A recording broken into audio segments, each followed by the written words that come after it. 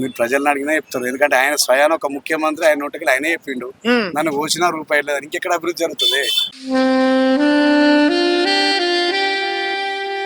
తెలంగాణ ప్రజలందరికీ నమస్తే.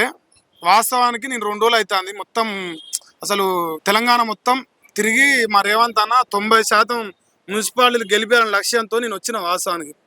కానీ అసలు నల్లమల్ల పుల్లని తెలంగాణ పుల్లు మొత్తం చేద్దామని చూస్తే తీరా కరీంనగర్కి వచ్చినాక మా సంజయ్ అన్న గుర్తొచ్చింది. అవ్వ ఇటు పోతే సంజయ్ అన్నాడు, ఇటు పోతే రేవంత్ ఎటు పోవాలని అని నాకు అర్థం కాక ఇక నేను పట్టుదలతో బయటకు వచ్చిన కాబట్టి నేను మా రేవంత్ అన్న గెలిపిద్దాం అనుకున్నా. అటు వస్తే మొత్తం ఇక్కడ కాషాయ పుల్లు కనిపిస్తా అన్నాయి.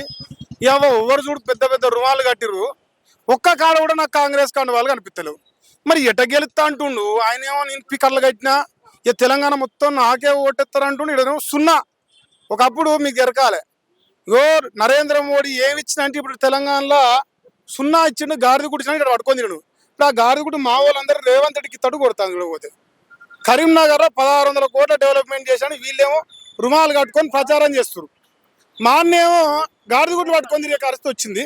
ఒకసారి మరి కాషాయ పుల్లతో మాట్లాడి మరి మా రేవంత్ అన్న గెలుస్తాలని నేను కోరుకుంటున్నా. నాకు గుండెలు ఉంది కానీ జనంలో లేనట్టు కొడుతుంది. ఒకసారి మాట్లాడతా. ఇక్కడ మా 48వ డివిజన్ నుంచి మా పద్మకు వచ్చింది, మొదలు మా అక్కతోనే మాట్లాడదాం.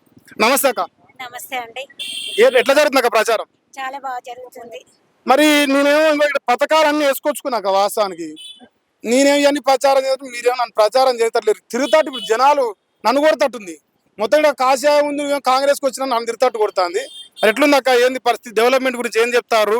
మరి మా రేవంత్ అన్న పథకాలు ఏమో వచ్చినాయి అంటారు, నేను లోకాన్ని అర్థం రాలేదు అంటారు. మరి మీరు ఏం డెవలప్మెంట్ చేయాలని ముందుకు పోతారు ప్రజలతోనే? అన్న ఇలా కాంగ్రెస్ ప్రభుత్వం వచ్చిన 2 సంవత్సరాల కాలంలో అంటే వాళ్ళ ఓన్లీ బట్టి మాటలు ఎక్కువ ఉన్నాయి, పని తక్కువ ఉన్నది, ఎలాంటి అభివృద్ధి లేదు. ఈ 2 సంవత్సరాల కాలంలో రాష్ట్ర ప్రభుత్వంలో డబ్బులు లేవు. రేవంత్ రెడ్డి గారే చెప్పారు, ఏం చెప్పిండ్రు, మా దగ్గర రూపాయి పైసలు లేదని కోసినా కానీ రూపాయి పైసలు లేదని చెప్పిండు. ఆయన స్వయాన ముఖ్యమంత్రి, ఆయన నోటికి ఆయన చెప్పిండు. చెప్పడానికి ఆయన ఎక్కడెక్కడ నిధులు. ఇవాళ కరీంనగర్ లో కూడా చేయి గుర్తు మీద ఓటేస్తే మనం అభివృద్ధికి అడ్డంకంగా తగినట్టే. అన్నా నువ్వు తప్పంటున్నావు అన్న. ఇప్పుడు మా అక్క నిలబడేది, అక్క నీకు 2 ఏళ్ళ పోతే 25 వస్తలేవు అక్క, నిజం చెప్పక వస్తలేవు. బాగా అవద్దం చెప్తాను, నువ్వు కరెక్ట్ చెప్పాలి. వస్తున్నా వస్తలేవు. మరి మొదటి హామీ ఉన్నది అక్కడ 25,000 అంట. మా అక్కకి 70,000 రూపాయలు బాకీ ఉన్నాడు. ఫస్ట్ 70,000 ఇచ్చినాక ఓటేమనే వీళ్ళు చెప్పాల్సి వస్తుంది. మా అన్న ఇచ్చిన అంటాను, నిజంగా వస్తున్నాను, నిజం చెప్ప అవద్దం చెప్ప. వట్టి మాటలు ఆయన అన్నాడు కానీ నన్ను కోసిన రూపాయలు చెప్పే. ఇప్పుడు అట్టే కాదు, తెలంగాణలో 3,60,000 కోట్ల బడ్జెట్ వస్తుంది. నన్ను తీసుకొస్తే బంగారు తునక చేస్తా లంకె బిందెలు అన్నాడు, ఏం లేవంటావు. ఏది నమ్మాలి మేము? ఇప్పుడు అన్న మీరు ప్రజలను అడిగినా చెప్తారు. ఎందుకంటే ఆయన స్వయాన ఒక ముఖ్యమంత్రి, ఆయన నోటికి ఆయనే చెప్పిండు నన్ను పోసిన రూపాయలు లేదు, ఇంకెక్కడ అభివృద్ధి జరుగుతుంది. అరే నరేంద్ర మోడీ పైసలు వస్తున్నాయి, దాంతో చెప్తాంటుండగా. నరేంద్ర మోడీ పైసలు వచ్చినాక ఆయన చేసేది బీజేపీ కేంద్ర మంత్రి బండి సంజయ్ లేడా? ఇలా బండి సంజయ్ కరీంనగర్ 1,400 కోట్లు పట్టుకొచ్చిండు. ఇంకా ఇవాళ మేయర్ సీటు బీజేపీ కైవసం అయితే కరీంనగర్ రూపురేఖలు ఇంకా మారిపోతాయి. అటగాదే 90% ఇప్పుడు 66 డివిజన్లు కదా. 66 డివిజన్లు 66లో మరి 50 మాకే కాంగ్రెస్ కు వస్తాను మా అన్న చెప్తుండు, మీరేమో మేయర్ బీజేపీ అంటారు. ఎన్ని తారీఖు? 6 తారీఖు అన్న. ఇలా 6 తారీఖు 13 తారీఖు చూస్తారు కదా అన్న. అన్న ఇంకో నీకు దండం పెడితే పుసుకున ఓడిపోతే మాత్రం రాత్రిలు కాలేజ్ లో వండుకొని ఏడవకు.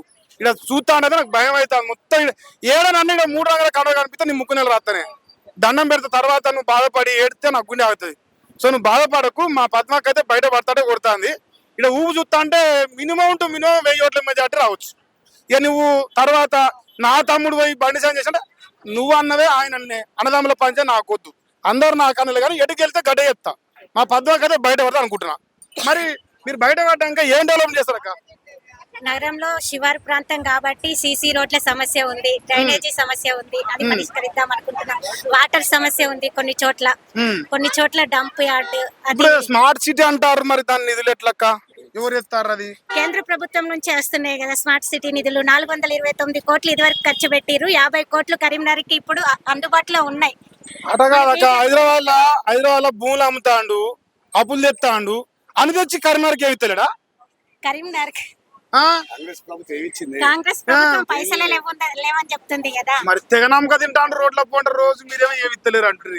ఇగో నిధులేమో బీజేపీ అంటారు, హైదరాబాద్ లో మరి ఏమంటారు మొత్తం నేనే ఇస్తాను అంటున్నాను. బండి సంజయ్ అన్న బుక్లెట్ బండి సంజయ్ అన్న బాజాబ్తో ఒక బుక్ కొట్టి ఇల్లు వంచుతుంది. అరే అంటే అవును. మేము పైసలు తెచ్చినాం, పైసలు ఖర్చు పెట్టినాం కాబట్టి బాజాబ్తే బుక్లెట్ కొట్టి ఇల్లు వంచుతున్నాం.